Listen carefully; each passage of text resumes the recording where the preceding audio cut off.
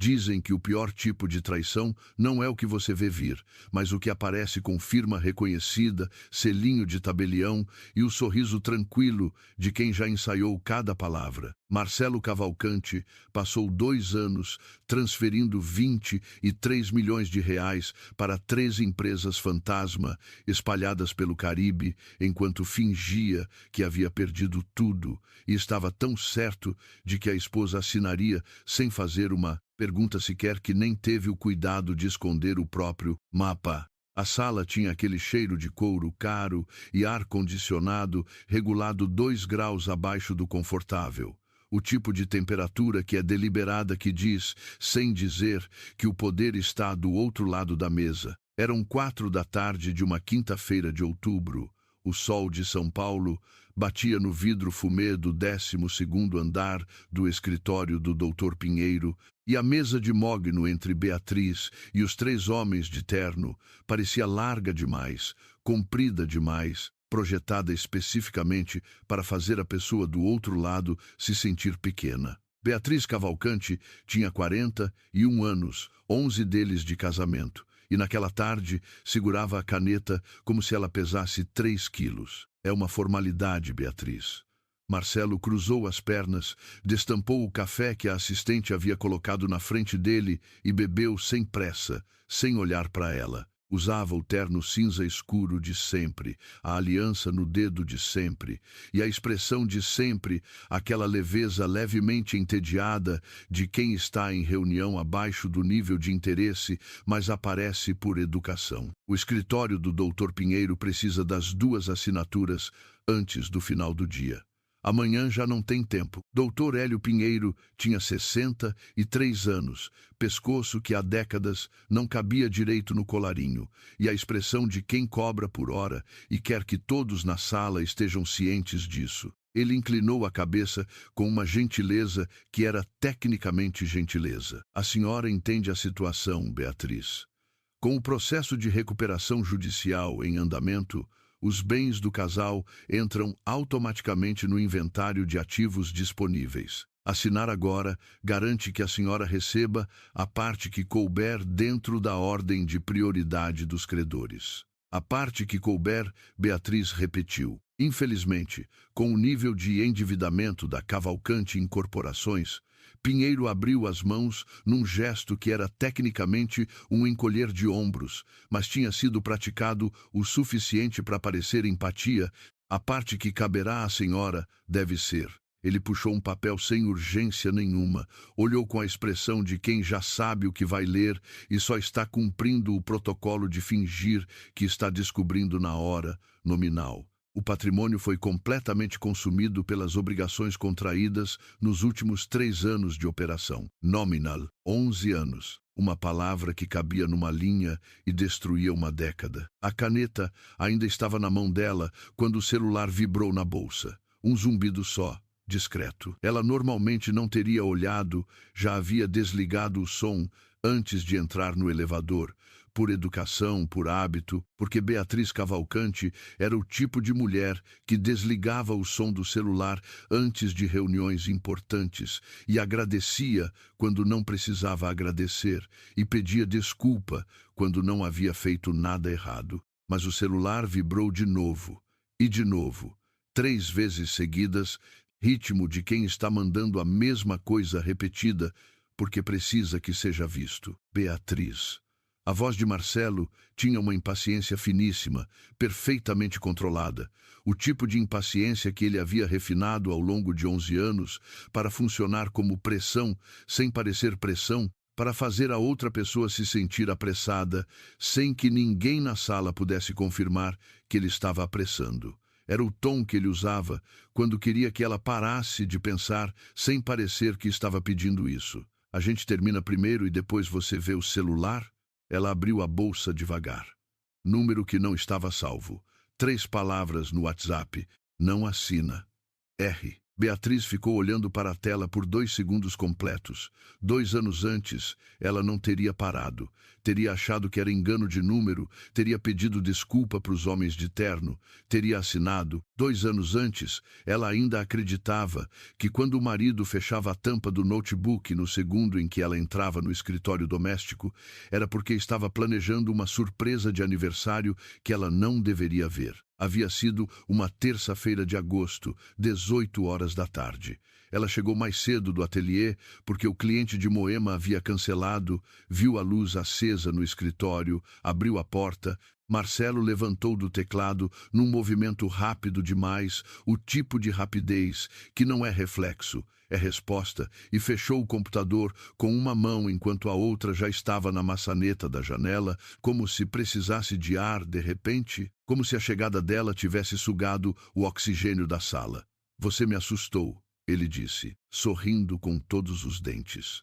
E ela viu, num 1/10 antes da tela apagar completamente, o logotipo azul marinho de uma instituição financeira que ela não reconhecia. Não era o Itaú. Não era o Bradesco. Não era nenhum dos 3 bancos que eles usavam para pagar as contas da casa, nem os 2 que Beatriz usava para o ateliê. Ela tinha dito, "Oi, desculpa", e saído para a cozinha para fazer chá. Ficou pensando naquele logotipo por 3 dias. Depois parou, porque era mais fácil parar. Naquela tarde, no 12º andar, ela não saiu para a cozinha. "Eu vou precisar de um dia."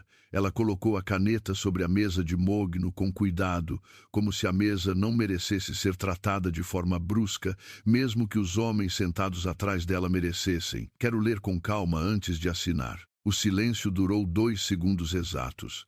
Ela contou. Marcelo pousou o café com uma precisão que revelava esforço à xícara, no centro exato do pratinho, sem som. "Beatriz, a gente já conversou sobre isso em casa. Você sabe que a situação não muda com uma leitura mais demorada. Você conversou. Eu ouvi." Ela pegou a bolsa do chão. "Amanhã eu trago de volta assinado, ou com perguntas." Doutor Pinheiro começou a citar prazos processuais, com a entonação de quem recita bula de remédio tecnicamente informativo, desenhado para entorpecer. Mas ela já estava de pé, já estava andando, e a única coisa que notou enquanto atravessava a sala comprida foi que Marcelo não tentou detê-la pela mão, não chamou o nome dela uma segunda vez, não se levantou. Ficou sentado, xícara na frente, olhando para o espaço à direita dela, com a expressão de quem está recalculando rotas, não preocupado, apenas ajustando. Era a primeira vez em 11 anos que ela havia saído de uma sala antes de ter permissão. No elevador, ela ficou olhando para o display de andar descendo 12, 11, 10 e percebeu que as mãos estavam quietas, não tremendo. Esperava que estivessem tremendo. Na rua, o sol de outubro de São Paulo tinha aquela qualidade de fim de tarde que não é boa nem ruim, apenas insistente. Ela ficou na calçada do Itaim por um momento, o barulho da cidade em volta, o documento não assinado na bolsa, o número desconhecido no celular. 3 palavras, não assina, um R que podia ser de qualquer coisa. Ela poderia ir para casa. Poderia ligar para a irmã em Campinas, que sempre soube que algo estava errado com o casamento e havia parado de dizer isso há 4 anos por exaustão. Poderia ir para o ateliê e sentar na frente do projeto de Moema e fingir por algumas horas que a vida tinha as mesmas dimensões de antes desta tarde. Em vez disso, ela digitou uma resposta para o número desconhecido. "Quem é você? E como você sabe onde eu estava?" 3 pontos apareceram. Depois sumiram. Depois o celular tocou não mensagem, ligação. "Faria Lima", a voz disse. Direta, sem apresentação. Número 942, 7º andar. Sobe, e desligou. Beatriz ficou olhando para o celular por um segundo. O sol ainda estava na calçada, os carros ainda passavam. 2 pessoas conversavam num boteco na esquina sobre algo completamente sem importância, com o entusiasmo de quem tem só aquilo no mundo naquele momento. A vida normal de uma quinta-feira. Ela devia ir para casa. Devia ligar para alguém que conhecia há anos e que soubesse ouvi-la. Devia fazer qualquer das coisas razoáveis que uma pessoa faz quando a vida desmorona de forma ordeira e documentada numa sala de reunião de mogno. Depois foi. Rafael Mendonça tinha um escritório na Faria Lima que não parecia escritório de advogado. Não havia parede de livros decorativa que ninguém abria. Não havia diploma emoldurado acima da mesa para impressionar. Não havia aquele silêncio caro que os escritórios grandes cultivam como se o próprio ar fosse parte da cobrança de honorários. Havia uma mesa de vidro com 2 notebooks abertos, lado a lado, e cabos organizados por tipo, com abraçadeiras coloridas. Havia pilhas de pasta encostadas na parede, num sistema que só fazia sentido para quem as havia empilhado, e havia uma poltrona de couro marrom, desgastado num canto que era claramente onde o trabalho de verdade acontecia, o couro gasto exatamente nos pontos onde um corpo se apoia por horas. Beatriz chegou às 6:30 da tarde. Ele estava na poltrona, lendo, e não se levantou quando ela entrou. A assistente a havia deixado entrar e fechado a porta. "Como você sabia onde eu estava?" ela perguntou, de pé na frente da mesa de vidro. "Pinheiro usa a mesma sala de reuniões do 12º andar há 12 anos, toda quinta à tarde." Rafael virou uma página sem levantar os olhos. "Senta." Ela sentou na cadeira de frente à mesa. "Eu não te conheço." "Não." Ele fechou a pasta com o indicador dentro para não perder a página, o gesto de alguém que pretende continuar, e olhou para ela pela primeira vez. Tinha uns 38 anos, talvez 40, cabelo preto com começo de grisalho nas têmporas, que não tinha sido tratado nem exibido, apenas estava lá, e aquele tipo de olhar que dava a impressão de estar sempre um passo à frente na conversa, sem fazer questão de demonstrar que estava. "Mas você precisa de alguém que conhece o Marcelo Cavalcante melhor do que ele gostaria que qualquer pessoa conhecesse. Isso é vago, é proposital." Ele se levantou, foi até a janela. São Paulo formigava lá embaixo, o trânsito da Faria Lima no horário de saída, aquela massa de carro e pessoa que a cidade produz às 6 da tarde como se fosse biológico. "Você viu um nome de banco no computador dele. Há quanto tempo?" Ela demorou um segundo. "Como você sabe disso?" "Há quanto tempo?" 2 anos. Pausa. "Como você sabe?" 2 anos é tempo suficiente." Ele voltou, foi até a mesa de vidro, abriu uma gaveta e tirou um bloco de papel. "Você tem o documento que eles te pediram para assinar hoje?" "Não assinei." Desta vez algo passou pelo rosto dele. Não era surpresa, era o reconhecimento específico de alguém que fez uma aposta e o número saiu certo. Pequeno, controlado, mas estava lá. "Bom, não assina mais nada antes de me mostrar."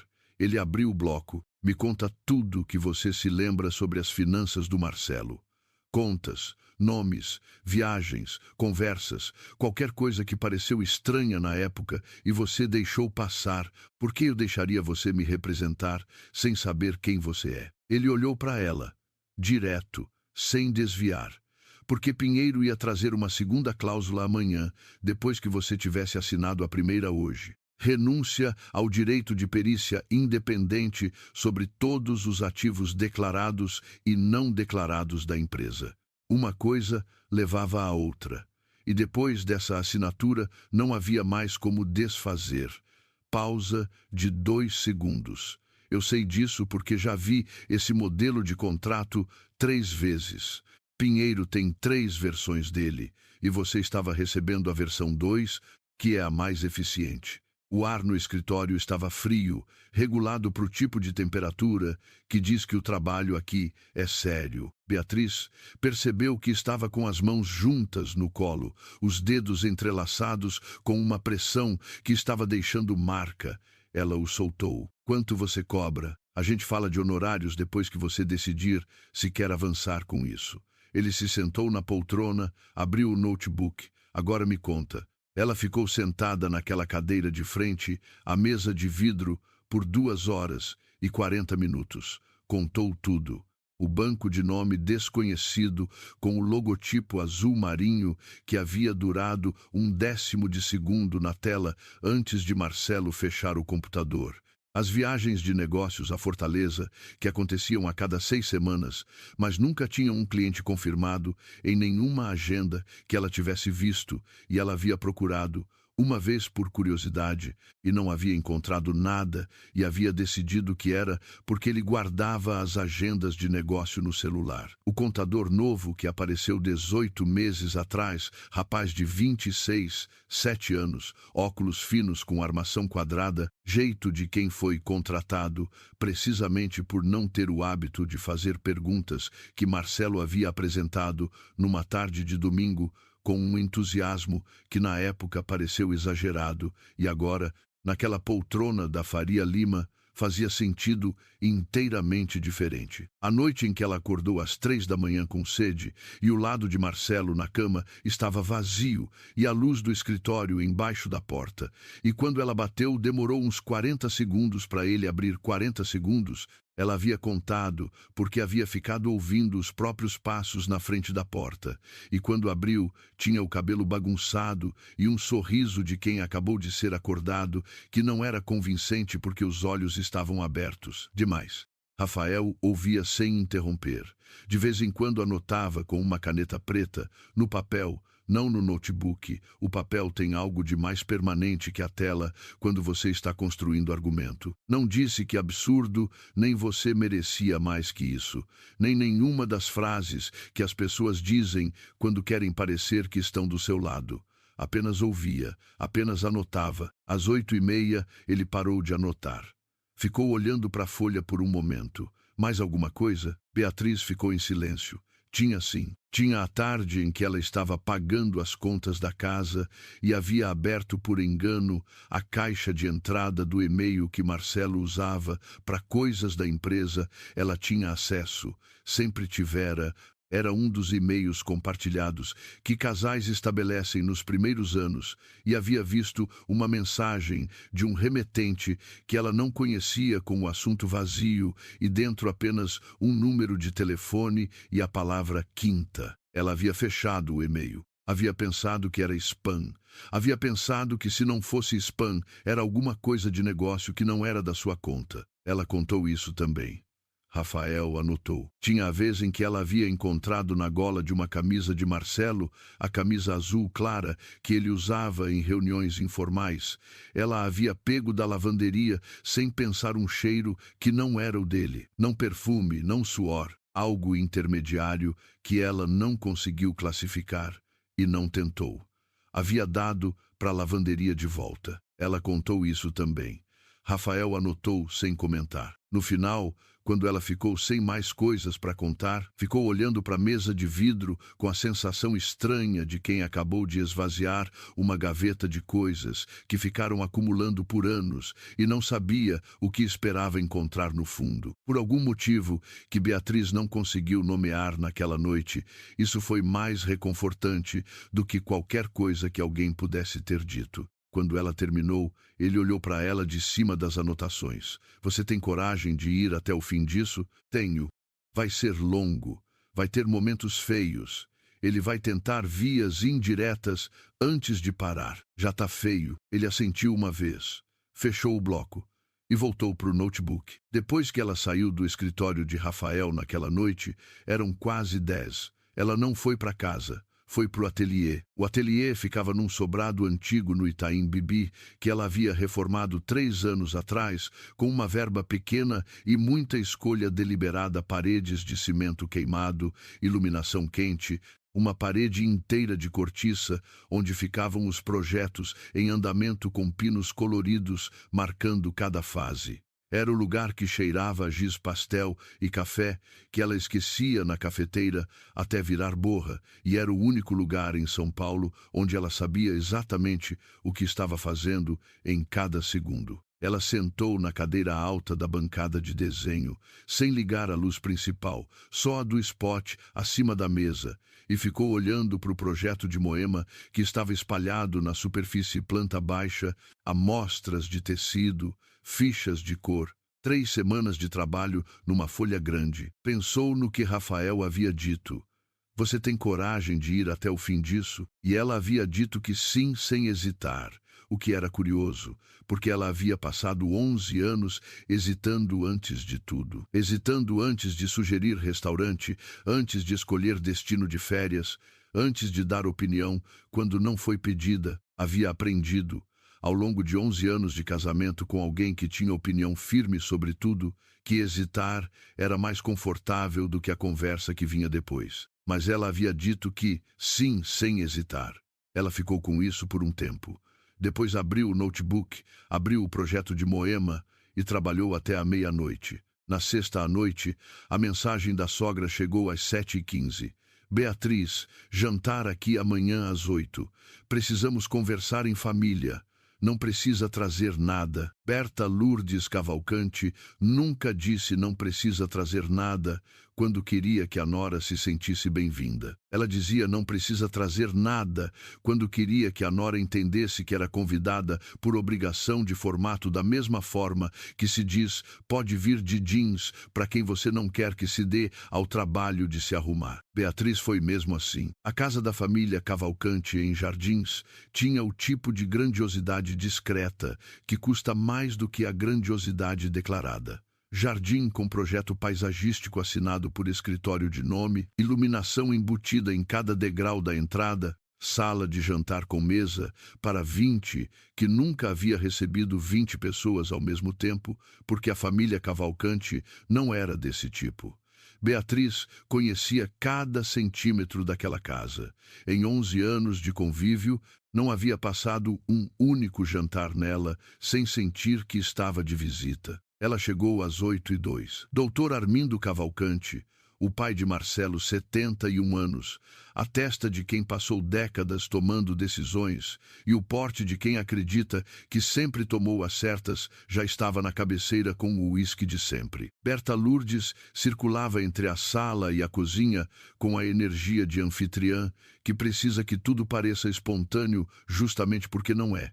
E sentada à direita de Marcelo, com um vestido verde esmeralda de corte, que você percebe ter custado caro porque não tenta chamar a atenção, estava Vanessa Torreão. Beatriz parou 2 segundos na entrada da sala de jantar. 2 segundos. Depois foi sentar. Beatriz, que bom que você veio. Berta Lourdes sorriu com a boca toda, aquele sorriso que usava as bochechas, mas não chegava perto dos olhos. Senta aqui do meu lado. Minha filha. Minha filha tinha o mesmo peso que o não precisa trazer nada presente de forma, ausente de conteúdo. Marcelo fez um gesto vago de apresentação, sem se levantar, sem interromper a conversa que estava tendo com Armindo. Você conhece a Vanessa, da Torreão Empreendimentos. A gente já se viu, Beatriz disse. Não completou a frase. Vanessa Torreão tinha 34 anos, cabelo liso cor de mel que caia sempre no mesmo lugar porque havia sido escovado naquele lugar o suficiente para lembrar onde era o certo, e o tipo de confiança que não nasce de dentro da pessoa, mas de saber exatamente quem está do seu lado em cada mesa que ela se senta. Ela inclinou a cabeça na direção de Beatriz com aquela gentileza que claramente havia sido praticada e aperfeiçoada, não porque fosse insegura, mas porque acreditava que performance era uma forma de poder, e quanto mais natural ela parecesse, mais poder ela tinha. Beatriz, nossa, Marcelo me contou tanto sobre o seu ateliê de design de interiores. Uma pausa de 1,5 segundos, calibrada. Que corajoso, não é? Tocar um negócio assim por conta própria nessa fase da vida. 41 anos. Beatriz disse. Pegou o copo d'água. Eu tenho uma amiga que sempre quis ter um negócio pequeno assim, sabe? Uma coisa mais para ter ocupação, não precisar ficar parada em casa, sem nada para fazer. Acho muito bonito isso, não precisar de resultado concreto, só ter algo para chamar de seu, para poder dizer que tem. Não precisar de resultado concreto. Beatriz havia assinado 3 contratos naquele mês, sendo o maior deles o projeto de reforma mais significativo do ateliê em 2 anos. Mas ela bebeu a água, sorriu, porque às vezes a única resposta que não dá ao outro, o que ele quer é não dar reação nenhuma. E porque Beatriz havia 11 anos treinando para isso naquela mesa. O jantar seguiu dessa forma e Beatriz foi entendendo, prato a prato, o que estava acontecendo. Vanessa era especialista, ela percebeu isso no segundo prato. Confirmou no terceiro em construir frases que funcionavam em dois níveis simultâneos. Um que qualquer pessoa na mesa poderia jurar que era delicado, até generoso, e outro que chegava à pessoa-alvo com a precisão de instrumento cirúrgico, sem deixar marca visível. Quando perguntou para Berta Lourdes se Beatriz havia sempre tido esse gosto artístico ou desenvolveu mais recentemente, só Beatriz ouviu o mais recentemente. Quando comentou que os projetos de design de interiores devem ser tão gratificantes, mesmo sem ser arquitetura de verdade, disse isso com um sorriso de quem faz uma observação neutra sobre o mercado. Quando elogiou o penteado de Beatriz como muito prático para quem não tem muito tempo para se cuidar, usou o tom de admiração que faz parecer elogio até que você chegue em casa e fique parada na frente do espelho do banheiro, entendendo o que foi dito. No terceiro prato, Vanessa perguntou a Berta Lourdes sobre as férias que a família havia passado em Lisboa no começo do ano.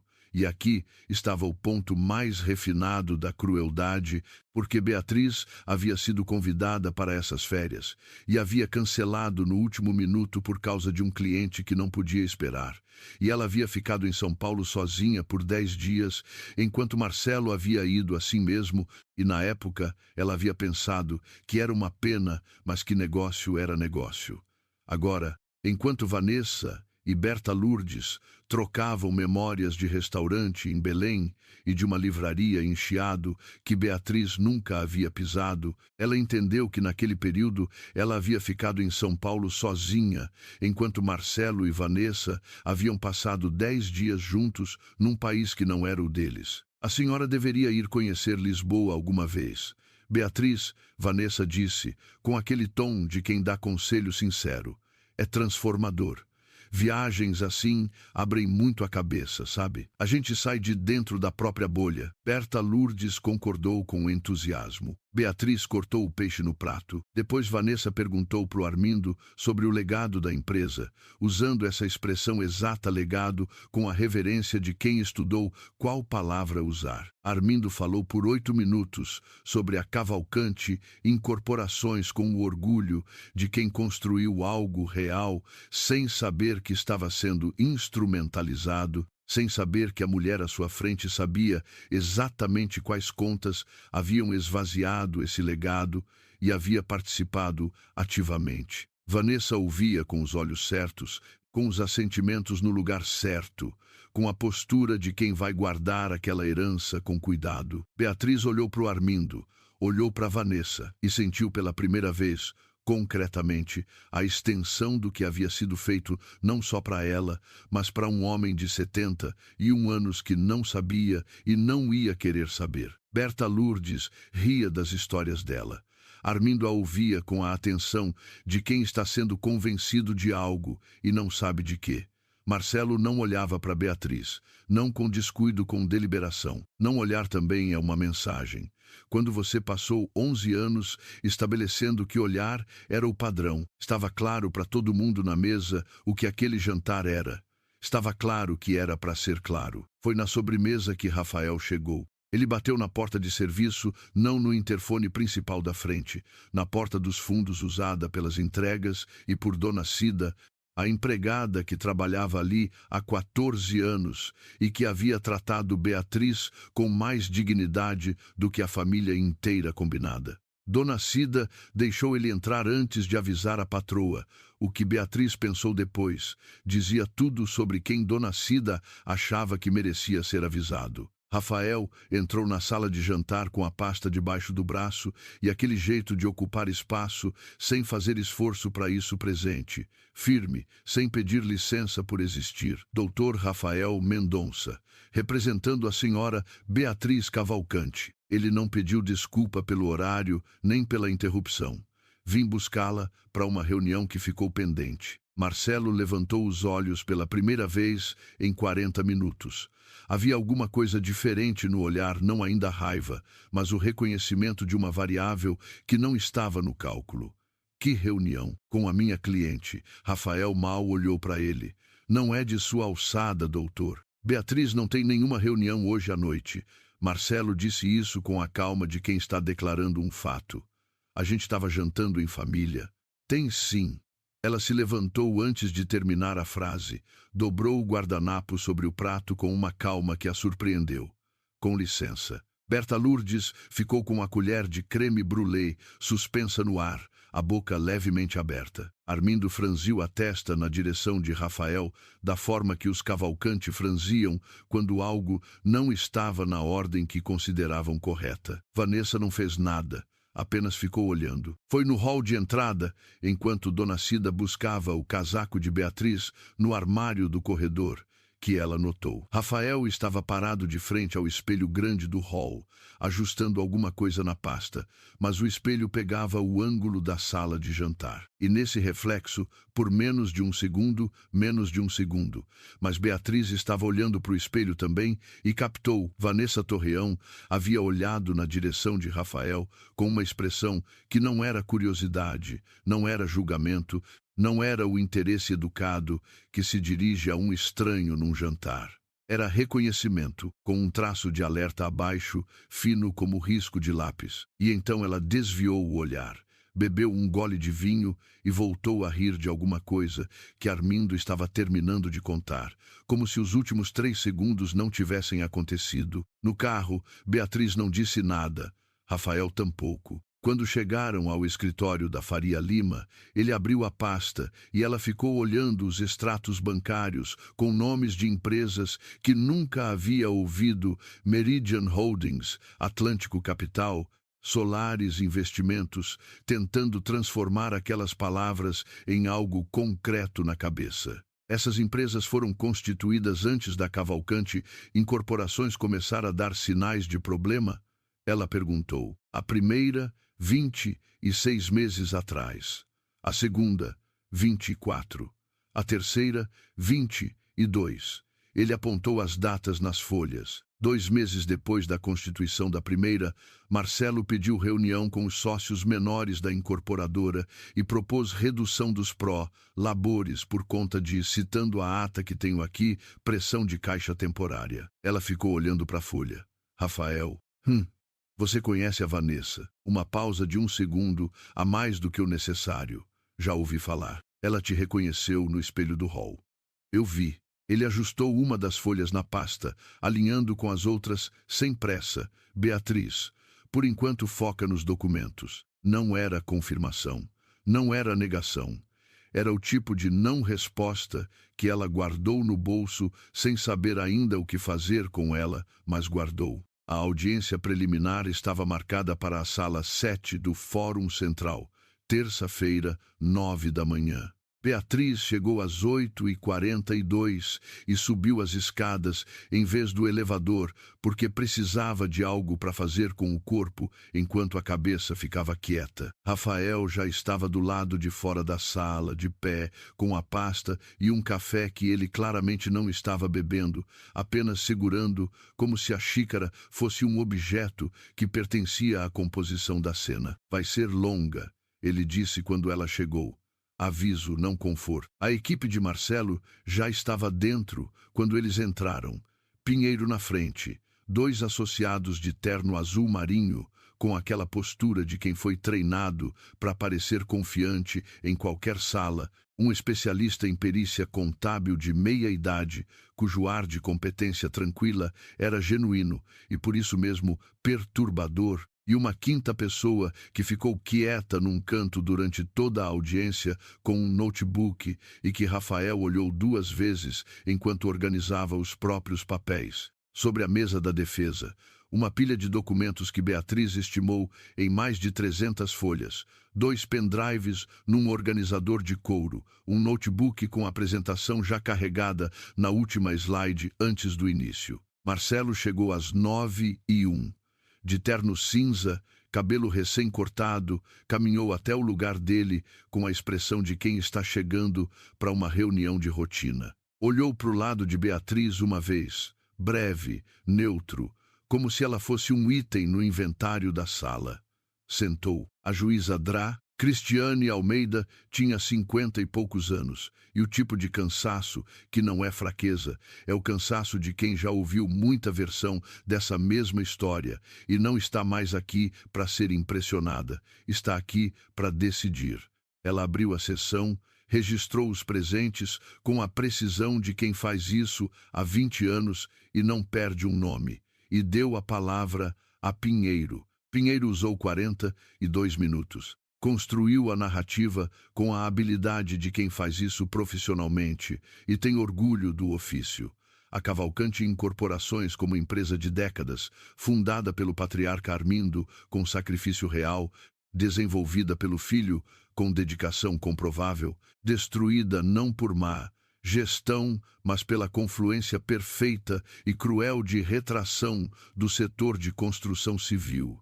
Inadimplência em cascata de 3 grandes clientes, pressão de fornecedores que não cediam em prazo e incapacidade sistêmica de honrar folha de pagamento num cenário de crise setorial. Havia drama real na narrativa, e isso tornava mais difícil desconstruir. Lá mentiras que funcionam usam pedaços de verdade como esqueleto. Apresentou o laudo da firma Ramos, Ferreira Auditores Associados, respeitável e antiga, com logo azul marinho no cabeçalho e 40 anos de mercado. Apresentou declarações de 3 credores reais. Apresentou extratos de conta corrente da empresa, com saldo vermelho consistente ao longo de 18 meses.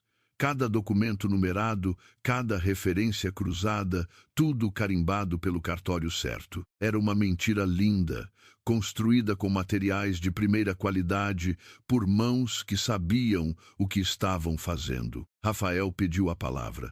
Solicitamos 48 horas para apresentar contraprova documental pertinente aos ativos declarados e não declarados pela parte. Pinheiro virou para ele com a paciência de quem está lidando com alguém que vai entender em breve que o resultado já está decidido. Doutora, com o maior respeito, a documentação apresentada por esta parte foi preparada pela firma Ramos e Ferreira, uma das mais respeitadas em perícia contábil neste país por 4 décadas. 48 horas de contraprova não altera laudo técnico certificado por instituição dessa reputação. Solicito que a sessão prossiga. Adrá. Cristiane olhou para Rafael. Ele estava de pé com a pasta e o café que havia parado de segurar em algum momento, e havia nele aquela qualidade de pessoa que não precisa de mais palavras, porque as palavras certas já foram ditas. 48 horas. Doutora Cristiane. Ela bateu o martelo. 48 horas. O rosto de Pinheiro não mudou. Mas a 5ª pessoa quieta no canto anotou alguma coisa no notebook com uma urgência que não estava no ritmo anterior. No corredor, durante a pausa de 1 hora, Marcelo encontrou Beatriz na área de espera. Ele veio sozinho, sem Pinheiro, sem os associados. Sentou do lado dela com o naturalismo de 2 passageiros, aguardando o mesmo ônibus, sem olhar para ela diretamente, olhando para o corredor movimentado do fórum como se estivesse apenas descansando os olhos. Tá bem? Ele perguntou, com aquele tom, o tom do marido que se preocupa. Beatriz havia levado anos para entender que era teatro, não teatro ruim. Teatro bom, teatro praticado o suficiente para ela nunca ter conseguido confirmar onde terminava a performance e começava ele. Ele ficou em silêncio por um momento. Depois, com a voz baixa e próxima, o tipo de voz que as pessoas usam quando querem que pareça íntimo. Beatriz, você sabe que esse advogado seu não tem o que apresentar. Não tem como ter. A documentação do Pinheiro levou mais de 1 ano para ser montada por profissionais de primeiro nível. Não existe contraprova em 48 horas. Ela não respondeu. Eu estou tentando poupar você de uma humilhação pública. A gentileza na voz era cirúrgica, era a ferramenta mais afiada do arsenal dele. Assina o acordo agora. A gente termina isso sem mais audiência, sem mais desgaste, e você sai com alguma coisa. Pequeno, mas alguma coisa. Se continuar com esse caminho, pausa, calculada, quando o juízo aceitar a documentação completa, você vai sair sem nada e com a reputação de quem tentou criar obstáculos a um processo judicial legítimo. Julgamento de mercado é cruel, Beatriz. Pensa no ateliê, pensa nos clientes. Era ameaça embrulhada em cuidado, laçada com a voz de quem ainda se importa. Marcelo Cavalcante havia passado 11 anos se tornando especialista em embrulhar coisas. Obrigada pela preocupação, ela disse. Ele esperou mais. Quando não veio nada além disso, se levantou.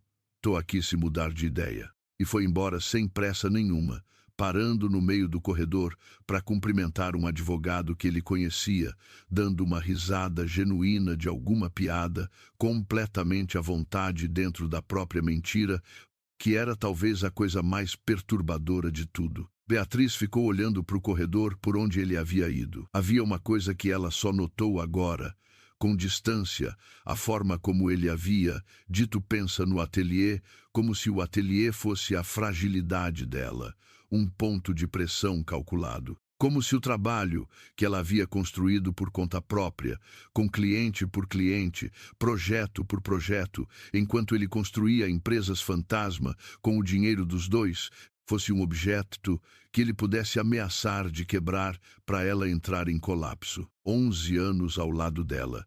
E não havia visto quem ela era. Talvez, pensou Beatriz, isso fosse mais triste do que a traição em si, que ele houvesse compartilhado cama com ela por 11 anos, e ainda assim não soubesse que o ateliê não era o ponto fraco. Era a única coisa que era completamente dele, que ele nunca havia tocado. Depois tirou o celular. Ele tentou de novo. Resposta em 38 segundos. Sei. Fica tranquila. Ela ficou. Não porque fosse fácil, porque era a única instrução que fazia sentido seguir. Naquela quarta à noite, ela foi ao depósito nos fundos do quintal do Sobrado de Pinheiros buscar caixas com documentos dos primeiros anos da Cavalcante Incorporações. Rafael havia pedido qualquer papel com nome de empresa, data, número de conta, o que parecia genérico até ela abrir a segunda caixa de papelão e sentir o cheiro específico de papel que ninguém toca faz tempo, de coisas que foram guardadas sem intenção de rever. Embaixo de catálogos de fornecedores de 2018 e notas fiscais, com o canto comido por umidade de 2 invernos, havia um bloco de papel sulfite dobrado em 4, como se alguém tivesse dobrado às pressas e jogado ali sem pensar. A letra era de Marcelo, ela reconheceria aquela caligrafia em qualquer contexto, do bilhete na geladeira ao contrato de 1 milhão. Números. Nomes de empresa que ela não reconhecia.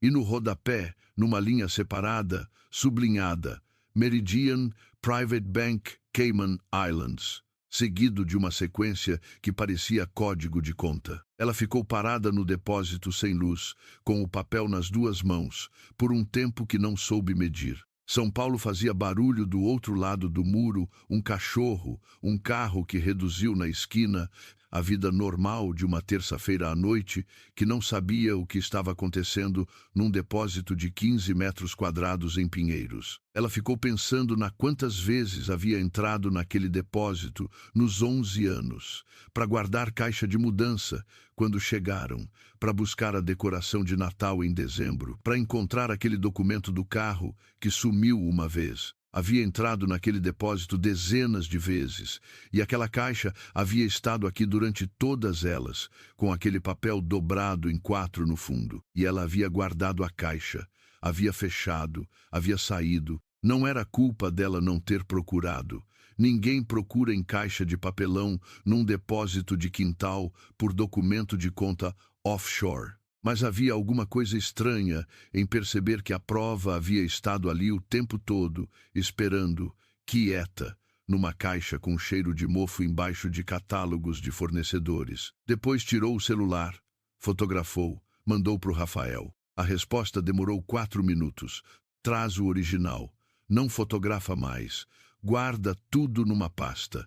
Naquela noite, depois do depósito, a irmã de Beatriz ligou de Campinas. Sandra, 3 anos mais velha, que havia parado de fazer perguntas sobre o casamento por esgotamento, mas nunca havia parado de monitorar o tom de voz de Beatriz quando falavam. Como você tá? Sandra perguntou. Tô bem. Beatriz. Tô bem de verdade. Ela ficou em silêncio por um segundo. Tô com um advogado que sabe o que está fazendo. Sandra ficou quieta por um momento, o silêncio de quem quer fazer mais perguntas e sabe que o momento não pede mais perguntas. Tá bom, liga se precisar. Ligo. Elas ficaram na linha por mais um instante, sem dizer nada, que é o jeito que certas irmãs têm de dizer: eu te vi e você não está sozinha, sem usar as palavras. Na quinta de manhã, abrindo um livro de aeroporto que havia ficado na mesa de cabeceira de Marcelo, daquelas leituras que ele começava em voo e abandonava na metade, porque chegava ao destino, encontrou um post-it colado na contracapa, interna, 7 números. Nenhuma outra informação, a letra menos cuidadosa que a do sulfite, de quem anotou em movimento, de pé, fotografou. Mandou. Dessa vez a resposta demorou 11 minutos. Quando veio, tinha uma palavra diferente de todas as instruções anteriores. Obrigado, Beatriz. Isso aqui era o que faltava. Ela releu, dobrou o livro, ficou sentada na beira da cama no quarto que tinha sido deles e agora era só dela, olhando para o espaço da parede onde a cômoda de Marcelo havia ficado por 11 anos e deixado um retângulo de tinta mais limpa quando ele a levou. A diferença de cor era pequena, mas estava lá, e ela ficou olhando para ela por um tempo. A segunda audiência começou às 10 da manhã. Rafael entrou com o senhor Geraldo Figueira, 62 anos, cabelo grisalho riscado ao meio com o pente, terninho de linho marrom claro, que parecia desconfortável no próprio corpo, mas não no sentido de quem não está habituado a vestir roupa formal, e sim no de quem não está habituado a este terninho específico, e o havia tirado do fundo do armário especialmente, e um HD externo de 2 terabytes que ele colocou sobre a mesa com o cuidado de quem deposita alguma coisa que esperou muito tempo para poder depositar. Pinheiro olhou para o HD com indiferença estudada. Um dos associados se inclinou e sussurrou alguma coisa rápida no ouvido dele. Pinheiro manteve a mesma expressão. Marcelo, dessa vez, não estava completamente à vontade. Beatriz percebeu porque tinha 11 anos, aprendendo a ler aquele corpo. Ele cruzou e descruzou as pernas no intervalo de 2 minutos. Ajustou o nó da gravata uma vez. Olhou para o HD por um segundo, olhou para frente, olhou para o HD de novo. Adrá. Cristiane abriu a sessão. Rafael pediu a palavra imediatamente. Doutora, vou apresentar evidências documentais de que a insolvência declarada pela Cavalcante Incorporações é fictícia, constituída com propósito específico de fraudar partilha de bens em dissolução conjugal e lesar a parte contrária de seu direito patrimonial. Ele abriu o notebook, conectou ao projetor. Começo pela estrutura societária que não foi declarada no processo. Na tela da parede apareceu um organograma com 3 caixas, linhas de conexão e datas. Meridian Holdings S.A., registrada nas Ilhas Cayman há 26 meses. Atlântico Capital Partners, registrada nas Ilhas Virgens Britânicas há 24 meses. Solaris Investimentos LLC, sede registrada em Miami, constituída há 22 meses. Ele clicou. As linhas do organograma ficaram vermelhas. As 3 entidades têm participação societária direta ou indireta do Sr. Marcelo Cavalcante, por meio de 2 sócios laranja identificados e documentados com nome completo, CPF e declarações de próprio punho obtidas de forma legal. Pinheiro se levantou. Doutora, senta, doutor Pinheiro. Adrá. Cristiane disse isso com a tranquilidade de quem tem o martelo e raramente precisa usá-lo. Continua, doutor Rafael. Rafael continuou. 23 minutos de apresentação. Planilha de transferências tomando a tela datas, valores, códigos SWIFT, contas intermediárias, tudo com fonte identificada. 47 transferências realizadas ao longo de 22 meses. Total acumulado, 23.382.500 reais. As transferências haviam sido estruturadas abaixo do limiar de notificação automática do Banco Central. Nenhuma isoladamente acionava alerta e distribuídas entre 12 contas intermediárias criadas especificamente para dificultar rastreamento. Era meticuloso, era elegante, na lógica torta das fraudes bem executadas. Para confirmar a autenticidade dos registros internos que embasam esta documentação, Rafael disse, quando chegou ao penúltimo slide: "Convido o Sr. Geraldo Figueira a prestar depoimento." O Sr. Geraldo foi contador-chefe da Cavalcante Incorporações por 7 anos, até ser dispensado há 18 meses, após recusar-se a assinar documentação que ele identificou como fraudulenta. Pinheiro se levantou de novo, dessa vez com uma velocidade que revelava algo. "Doutora, o Sr. Figueira foi demitido por justa causa, conforme registro nos autos do processo trabalhista. Qualquer material interno que ele possua foi obtido durante vínculo empregatício com confidencialidade implícita. Portanto, fui demitido porque me recusei a assinar 3 balanços patrimoniais que eu sabia serem falsos." Geraldo disse isso com a voz de homem que passou 18 meses esperando por essa sala e não vai desperdiçar a oportunidade em tremor. "Tenho aqui os balanços originais, com minhas anotações manuscritas de contestação em cada item irregular, os e-mails que enviei ao Sr. Marcelo Cavalcante informando que não assinaria e os motivos técnicos detalhados de cada recusa, e cópia integral do meu termo de demissão, que incluía cláusula de confidencialidade ampla, que o Dr. Rafael me assessorou ser juridicamente inválida, por ter como finalidade encobrir conduta ilícita, conforme jurisprudência consolidada do STJ em pelo menos 4 acórdãos que estão anexados nesta pasta." A sala ficou quieta de um jeito diferente. Não o silêncio de atenção, o silêncio de quando o ar numa sala muda de temperatura e todo mundo percebe ao mesmo tempo. Marcelo, pela primeira vez desde o início do processo, não tinha expressão alguma no rosto. Não era calma. Era o vazio de quem está calculando dano em tempo real e ainda não chegou no número final o rosto de um sistema de processamento sobrecarregado. O depoimento do Geraldo durou 47 minutos. Datas, reuniões documentadas, instruções recebidas por e-mail que ele havia metodicamente arquivado num servidor pessoal, porque 18 meses de ex-funcionário demitido por justa causa ensinam a ser cuidadoso com o que você guarda e como guarda. O nome e CPF do contador substituto que havia assinado os balanços falsos sem aparente questionamento.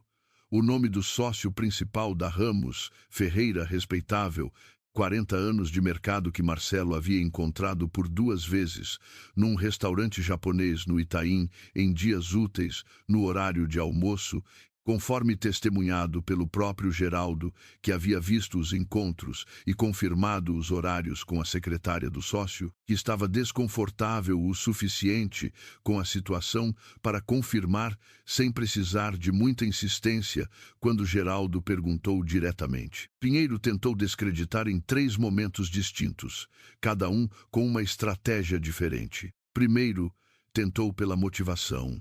O senhor foi demitido por justa causa, após denúncias de irregularidades próprias na gestão dos livros contábeis. Não seria natural que um ex-funcionário nessa situação procurasse se vingar da empresa que o dispensou? Geraldo olhou para ele com a tranquilidade de quem já havia imaginado essa pergunta centenas de vezes e havia preparado a resposta não como defesa, mas como fato. Fui demitido por me recusar a cometer irregularidade. A documentação que apresento hoje é prova disso, não contradição. Se eu quisesse me vingar, o caminho mais rápido teria sido assinar o que me pediram e ficar calado. A empresa continuaria funcionando por mais anos e eu teria meu emprego. A escolha de não assinar me custou o emprego e 18 meses de processo trabalhista. Não é o comportamento de alguém que quer prejudicar. Segundo, Pinheiro foi pela cadeia de custódia dos documentos. Quem garantia que os arquivos não haviam sido alterados no período entre a demissão e hoje? Geraldo abriu a pasta e retirou o laudo de perícia técnica de integridade digital de 3 arquivos. Um perito independente contratado há 6 meses certificou a integridade dos metadados de cada arquivo que apresento, confirmando que as datas de criação e última modificação são as que estão registradas e que não houve alteração posterior. O laudo está assinado e disponível para contraprova. Terceiro e último, Pinheiro tentou pela competência técnica. Como um contador, mesmo experiente, poderia identificar irregularidades que a firma Ramos Ferreira, 40 anos de mercado, centenas de clientes, reconhecimento nacional, havia certificado como regulares. Geraldo pausou antes de responder. Quando respondeu, a voz tinha uma qualidade diferente, não defensiva, mas cansada, do tipo de cansaço que vem de ter esperado muito tempo para poder dizer uma coisa. A Ramos e Ferreira não cometeu um erro técnico. O sócio responsável pelo laudo tomou uma decisão. Há uma diferença entre errar e escolher. Tenho os e-mails que recebi do contador substituto, que assinou os balanços referenciando encontros com o senhor Eduardo Ramos, sócio principal, e mencionando, literalmente, que o senhor Ramos havia compreendido a situação da empresa e a necessidade de flexibilidade na metodologia. Flexibilidade na metodologia não é erro técnico. Pinheiro ficou em silêncio por um momento. Era o silêncio de quem estava recalculando. Nos 3 tentativas de descreditar, Geraldo tinha documentação. Não por sorte, por metodologia de 18 meses, de alguém que havia sido ensinado, da forma mais cara possível, que o mundo não protege quem tem razão, se quem tem razão não tiver prova. Quando a Dra. Cristiane suspendeu a sessão para deliberação. Após 32 minutos, no gabinete 32 minutos que Beatriz passou sentada no corredor, sem conseguir ler nada no celular, sem conseguir dizer nada, com Rafael do lado dela, fazendo coisas no notebook, com a tranquilidade de quem já havia esperado por esse momento antes. E sabia que esperar fazia parte. A juíza voltou com a expressão de quem não precisava de drama para entregar uma decisão séria. Determinou bloqueio preventivo dos ativos identificados, com extensão aos ativos não declarados, sujeitos à perícia complementar. Comunicou ao Ministério Público para análise de enquadramento criminal nas tipificações de fraude processual e sonegação. Determinou ainda a abertura de inquérito sobre a firma Ramos Ferreira Auditores Associados. Bateu o martelo. Pinheiro começou a falar sobre recurso imediatamente. Um dos associados já estava no celular. A 5ª pessoa, quieta do canto, fechou o notebook com uma pressa que revelava que já havia previsto esse resultado e estava executando um plano de contingência. Marcelo ficou sentado enquanto os advogados gesticulavam em volta dele. Ele não estava ouvindo. Os ombros tinham um ângulo que Beatriz reconhecia de 11 anos de convívio, a tensão que começa internamente e vai para fora quando o corpo já não consegue mais segurar. Depois, quando Pinheiro se inclinou para falar baixinho no ouvido dele, Marcelo assentiu uma vez. E aí, olhou para Vanessa. Não foi olhar de amor nem de desespero. Foi a olhada de um homem que precisa que alguém execute uma instrução agora e está comunicando isso sem palavras, a linguagem de 2 pessoas que desenvolveram código próprio ao longo de tempo suficiente. Vanessa entendeu. Levantou devagar, pegou a bolsa, saiu da sala com a naturalidade de quem vai ao banheiro. O celular já estava na mão antes de ela passar pela porta. Beatriz viu as 2 coisas. O olhar e o celular. Olhou para Rafael, que estava organizando documentos na pasta. O que ela vai fazer? O que ela acha que ainda tem para fazer? Ele fechou a pasta. Depois, Rafael, Beatriz. Ele olhou para ela. Direto, você ganhou hoje, agora deixa eu terminar. A sala estava se esvaziando e os advogados de Marcelo olhavam para o lado deles de um jeito que ela preferia não ficar parada, esperando absorver. Rafael já estava de pé. Ela pegou a bolsa. Foi. No corredor lá fora, enquanto o movimento do fórum voltava ao ritmo normal em volta deles, Beatriz sentiu as pernas como se fossem de outra pessoa. Não de felicidade, de vertigem, do tipo que vem quando o chão que você esperava não estar mais lá ainda está e você não sabe exatamente o que fazer com os próprios pés. Vanessa havia sumido pela porta lateral. Beatriz olhou para o corredor vazio onde ela havia passado e sentiu o peso de algo que ainda não sabia, uma pedra pequena dentro do peito. Não pesada o suficiente para derrubar, mas presente o suficiente para não ignorar. Vanessa Torreão estava esperando no corredor do segundo andar. Não do lado de fora da sala de audiências, ela havia subido as escadas e estava encostada na janela que dava para o pátio interno do fórum, num ponto específico onde o movimento era menor, onde as câmeras de segurança ficavam a uma distância respeitável e o ângulo não era favorável. Ela havia escolhido o lugar. Havia planejado essa parte. Beatriz viu isso antes de ver qualquer outra coisa. Rafael. A voz de Vanessa saiu com uma fluidez que não combinava com o que havia acontecido na sala lá embaixo 30 minutos antes, e essa dissonância, por si só, era perturbadora.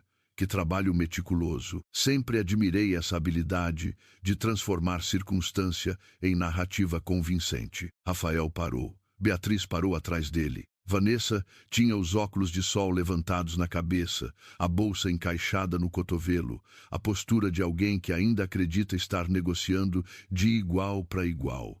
Você e eu sabemos que informação obtida por fonte não autorizada é inadmissível em qualquer instância.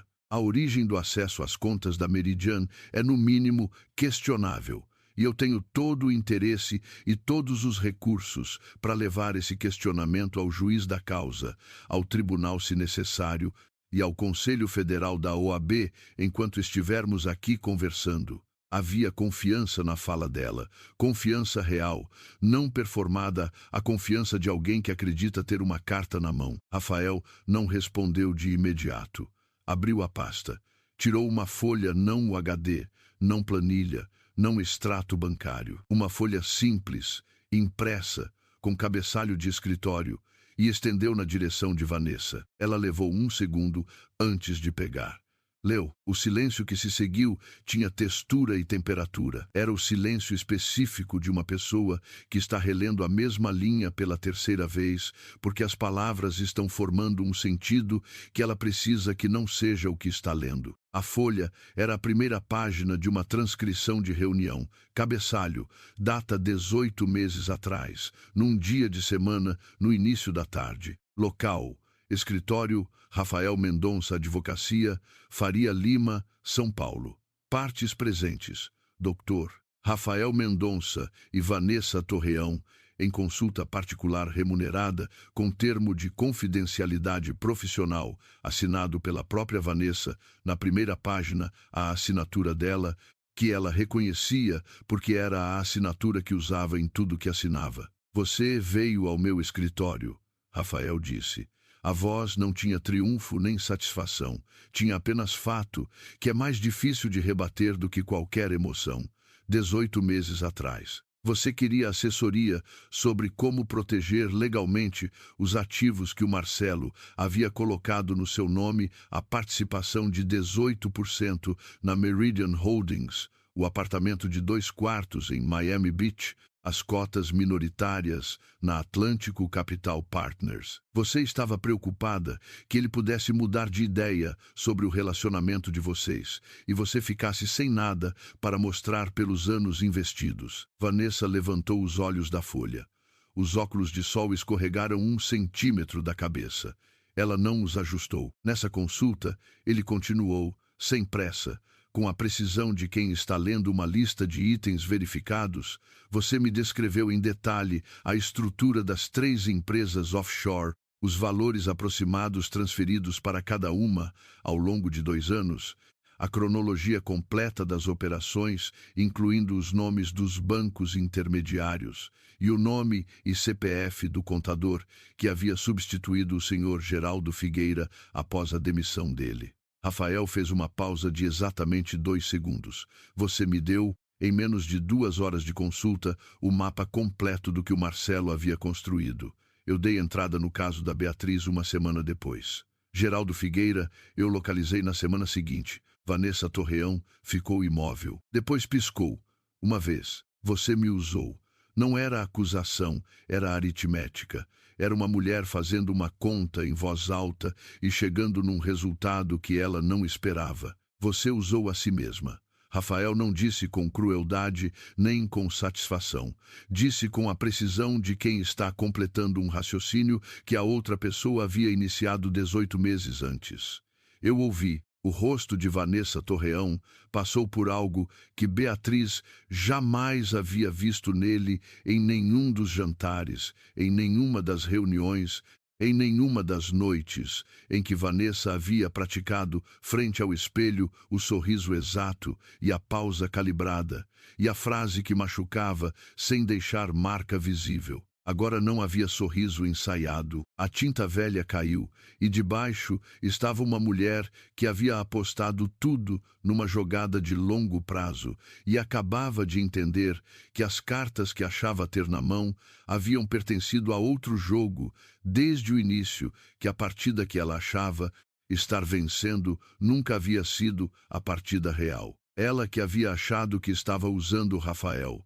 Ela que havia achado que estava no controle de uma informação. Ela que havia sorrido para si mesma, saindo daquele escritório da Faria Lima 18 meses atrás, achando que havia acabado de garantir sua posição. A consulta era confidencial, ela disse. A voz havia perdido completamente o verniz. O que restou era mais honesto do que qualquer coisa que ela havia dito nos últimos 18 meses. Era.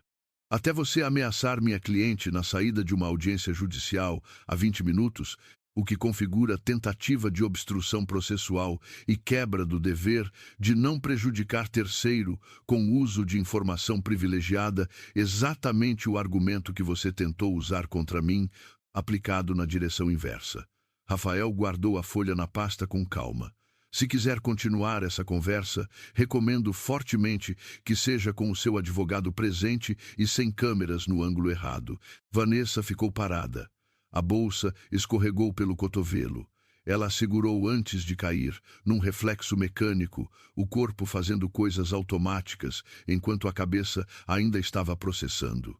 Olhou para Beatriz, não com ódio, ódio seria mais simples. Com o olhar de quem acabou de entender que a pessoa à sua frente era o último ser humano do mundo, de quem ela esperaria isso, não porque Beatriz fosse ingênua, mas porque Vanessa havia passado 18 meses se certificando de que Beatriz não tivesse como se levantar. Beatriz sustentou o olhar. Não disse nada, e esse silêncio não era o silêncio de quem não tem o que dizer. Era o silêncio de quem tem tanta coisa que poderia dizer que escolhe não dizer nenhuma, porque nenhuma seria mais poderosa do que o simples fato de estar de pé naquele corredor, olhando de volta. Vanessa havia passado 18 meses fazendo Beatriz se sentir pequena em cada jantar, em cada encontro, em cada frase calibrada com a pausa certa no lugar certo. Havia dito que o ateliê era coisa para ocupar o tempo. Havia dito que o projeto de vida era corajoso, no tom de quem diz que é ingênuo. Havia sentado à mesa da família de Beatriz, comido na casa de Beatriz, respirado o mesmo ar de Beatriz com a convicção de quem sabe que o outro lado já perdeu.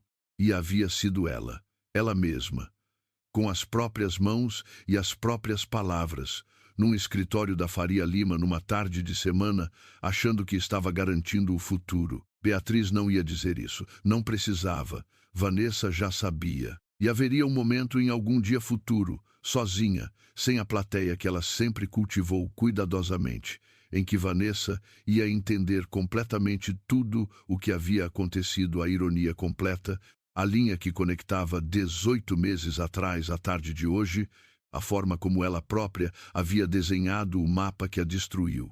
Esse momento ia pertencer inteiramente a Vanessa. Era mais do que qualquer palavra que Beatriz pudesse acrescentar agora. Vanessa girou sobre os saltos e foi embora pelo corredor. Dessa vez, sem a cadência calculada, sem a leveza performada, sem os óculos de sol como acessório de autoconfiança. Apenas foi, dobrou a esquina e sumiu. Beatriz olhou para o corredor vazio por um momento. Ela foi até você para se proteger dele, ela disse. Não era pergunta. Foi. Achou que você ia trabalhar para ela. Achou. E te entregou tudo sem saber. Tudo. Beatriz ficou com isso.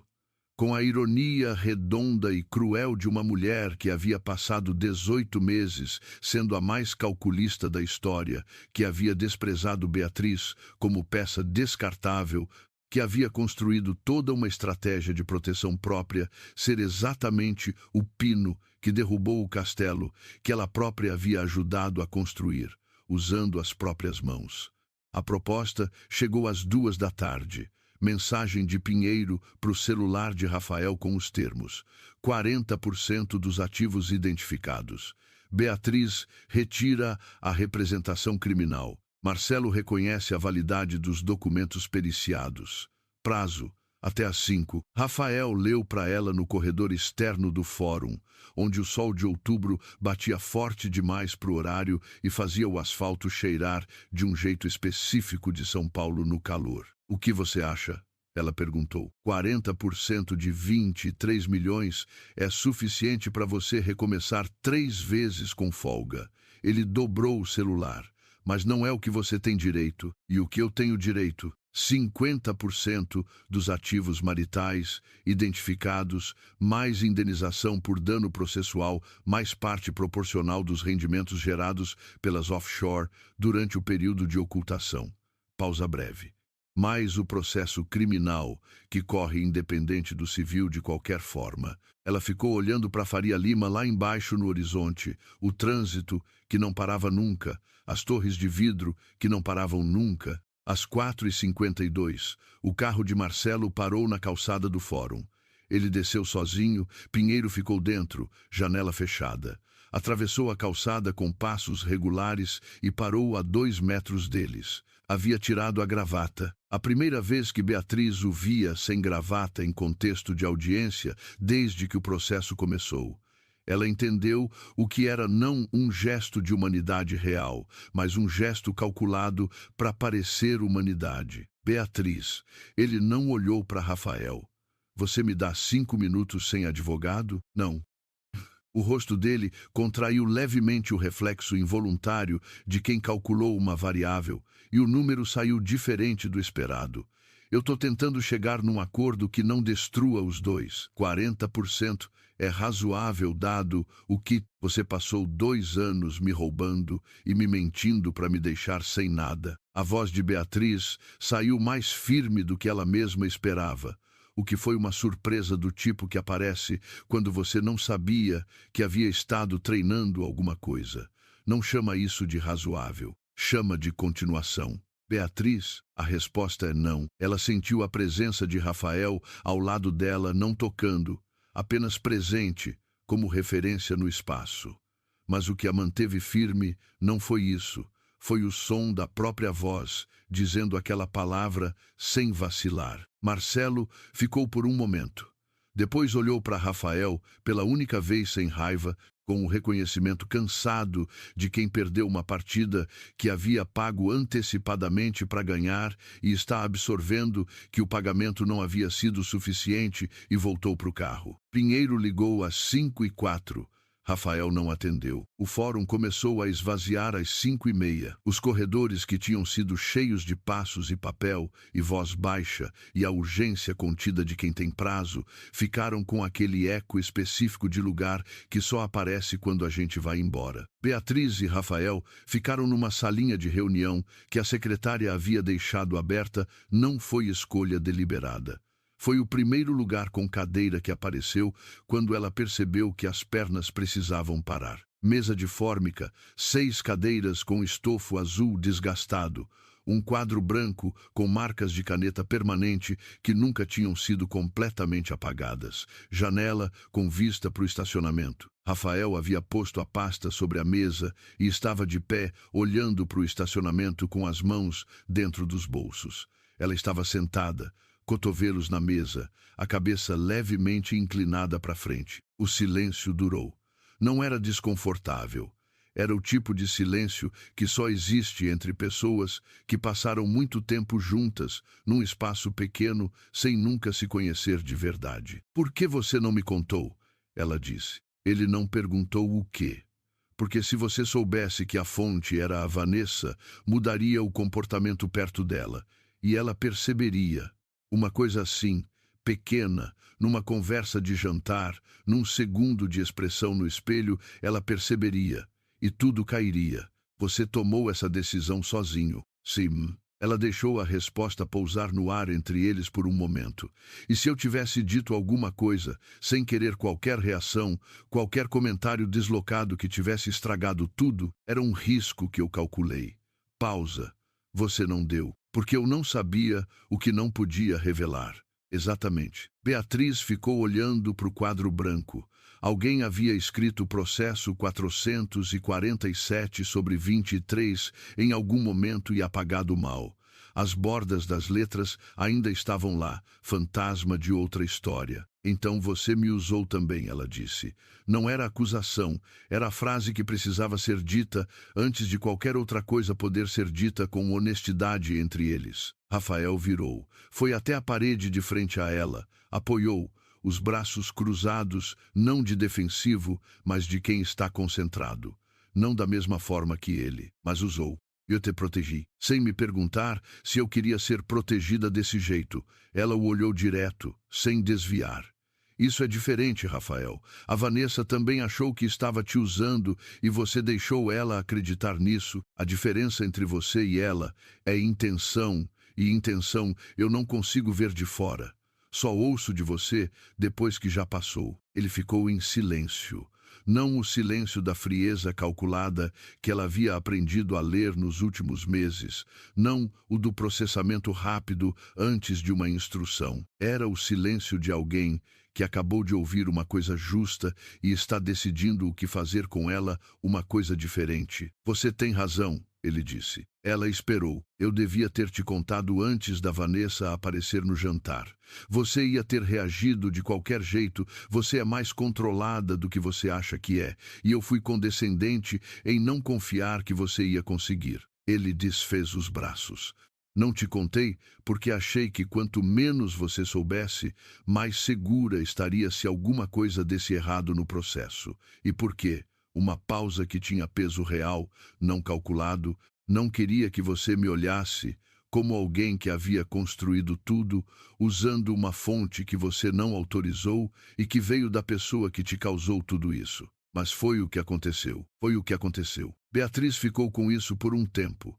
Lá embaixo, no estacionamento, um carro deu ré devagar e saiu. Ficou quieto. "O Geraldo ficou 18 meses guardando aquela documentação." Ela disse. 18 meses. "E você ficou 8 comigo." 8, desde que você apareceu. "Durante esses 8 meses, você me deu uma instrução de cada vez, sem me dizer porquê, sem me dizer onde ia dar." Ela não estava brava. Estava nomeando o que é diferente e mais difícil. Isso é difícil de engolir, Rafael. Não o resultado. O processo de ter sido a última pessoa a saber de tudo numa história que é sobre a minha vida. Ele assentiu. Não tentou explicar de novo. Não buscou justificativa adicional, nem recuou para a posição defensiva.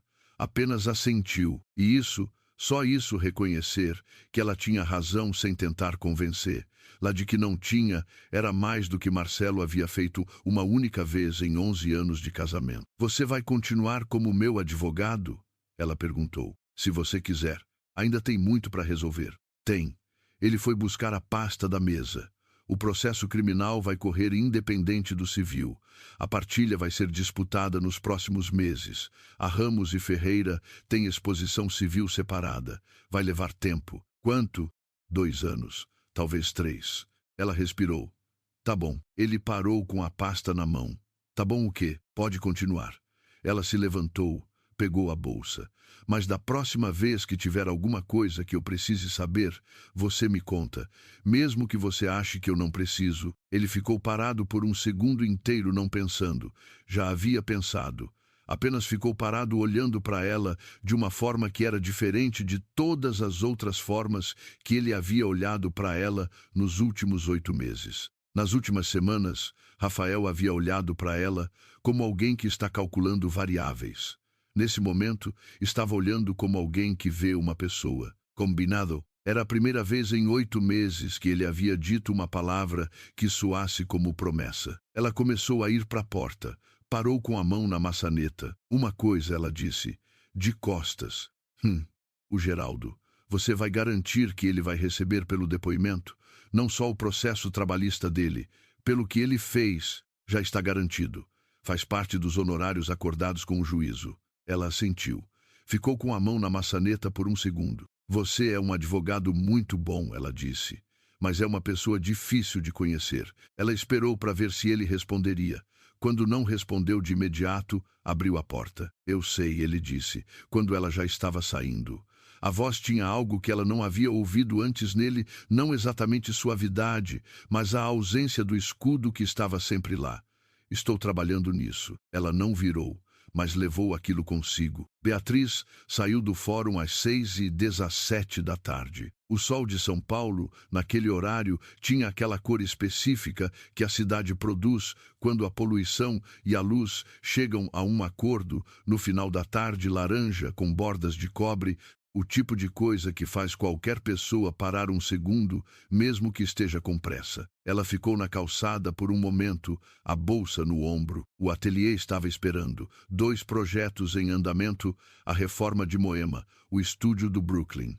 Uma vida que havia sido desmontada, peça por peça durante 2 anos, e que precisava ser remontada. Não da forma que era antes, porque isso não era possível, mas de alguma forma que fosse dela. Ela pensou em Marcelo por um segundo, mas não o Marcelo que havia conhecido, o que chegava tarde do trabalho com um sorriso e uma história engraçada do escritório, o que havia escolhido vinho com cuidado no aniversário dela, o que havia pintado a parede do ateliê num sábado, sem ser pedido, porque viu que ela estava sobrecarregada. Esse Marcelo havia sido real em algum momento, ou havia sido desde sempre uma construção que ela havia ajudado a sustentar porque era mais confortável do que perguntar o que estava embaixo. Ela não sabia.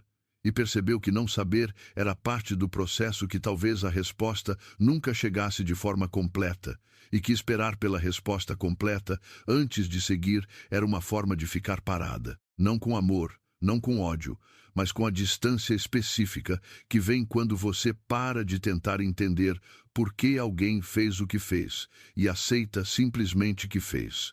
O processo criminal iria seguir. A partilha iria seguir.